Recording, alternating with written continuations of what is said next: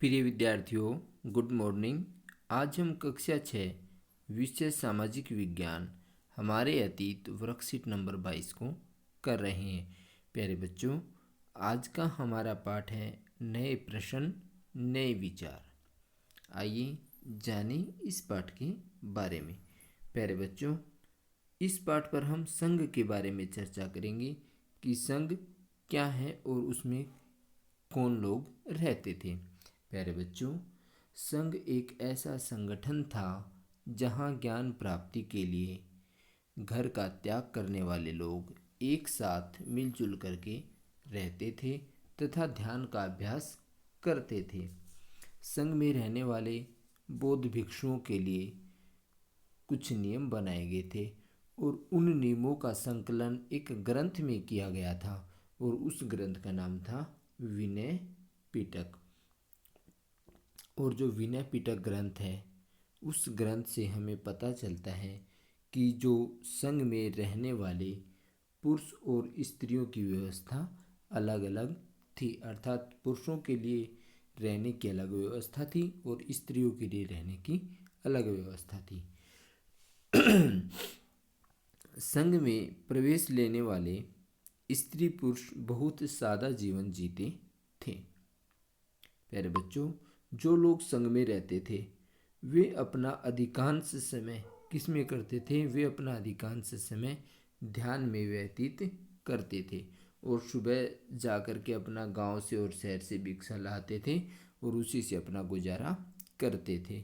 और वे आपस में बैठ के भी करते थे, चर्चाएं करते थे, धार्मिक चर्चाएं होती थी उनके बीच में। और जो लोग थे जो भिक्षा मांग करके लाते थे या जो संघ में रहने वाले लोग थे, उनको जो है भिक्षु और भिक्षुणी कहा जाता था। अब भी कहा जा रहा है सभी व्यक्ति संघ में प्रवेश ले सकते थे, अर्थात संघ में जाने का कोई नियम नहीं था। चाहे वो गृहस्थी व्यक्ति हो चाहे वो गृहस्थी व्यक्ति ना हो, कोई भी संघ में जा सकता था। और संघ में प्रवेश के लिए बच्चों को जो है उसमें कुछ नियम भी बनाए हुए थे कि बच्चों को तो अपने माता पिता से परमिशन लेकर के संघ में आ सकता था। जो दास थे अर्थात जो नौकर थे वो अपने स्वामी से परमिशन लेकर के आ सकते थे।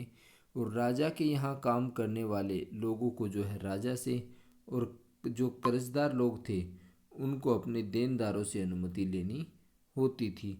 अर्थात ये संघ का नियम था। यदि राजा के यहाँ से कोई आदमी आ रहा है तो उसको राजा परमिशन देगा तभी उसकी संघ में मतलब उपस्थिति होगी या एंट्री होगी।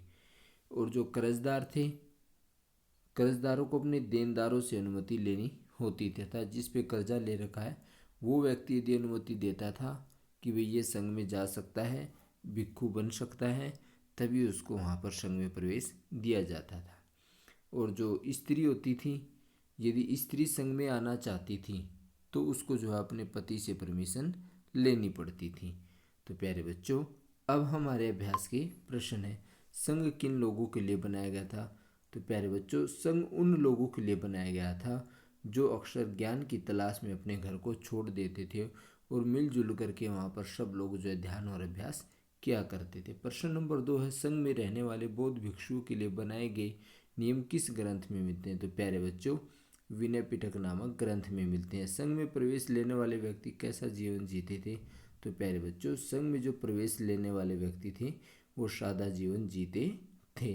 अब हमारा प्रथम प्रश्न का आंसर ये दे दिया गया है यहाँ पर कि संघ में जो है ज्ञान प्राप्ति के लिए घर का त्याग करने वाले लोगों के लिए बनाया गया था ताकि वे सब एक साथ बैठ करके ध्यान अभ्यास कर सकें। अब हमारा प्रश्न नंबर 2 है कि संघ में रहने वाले बौद्ध भिक्षुओं के लिए बनाए गए नियम किस ग्रंथ में मिलते हैं? तो प्यारे बच्चों, ये जो नियम है ये विनय पिटक नामक ग्रंथ में मिलते हैं।